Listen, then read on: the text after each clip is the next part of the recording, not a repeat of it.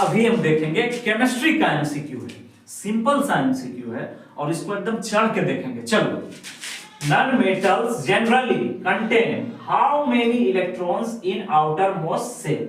मतलब non metal जो है उसके आउटर मोस्ट सेल में जनरली सामान्यतः कितना इलेक्ट्रॉन होता है, और चार ऑप्शन है, 1, 2 या 3 इलेक्ट्रॉन, 5, 6, 7 या 8 इलेक्ट्रॉन, 8, 9 या 10 इलेक्ट्रॉन, और चौथा ऑप्शन 10 से लेकर के 8 इलेक्ट्रॉन। तो बात यह है कि कोई भी मेटल को जब आप उठाकर देखेंगे और उसका इलेक्ट्रॉनिक कॉन्फ़िगरेशन लिखेंगे तो या तो 1, 2 या 3 इलेक्ट्रॉन होगा। कोई भी मेटल हम देखें उसके आउटर मोस्ट सेल का जब हम उसका इलेक्ट्रॉनिक कॉन्फ़िगरेशन लिखेंगे, रासायनिक इलेक्ट्रॉनिक विन्यास लिखेंगे, तो उसके आउटर मोस्ट सेल में या तो 1 इलेक्ट्रॉन होगा या तो 2 इलेक्ट्रॉन होगा या 3 इलेक्ट्रॉन होगा। एकदम फिक्स है मेटल का।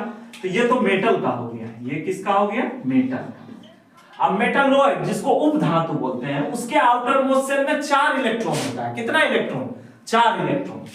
तो बाकी जो बच गया, बाकी कौन बचा? 5, 6, 7 और 8।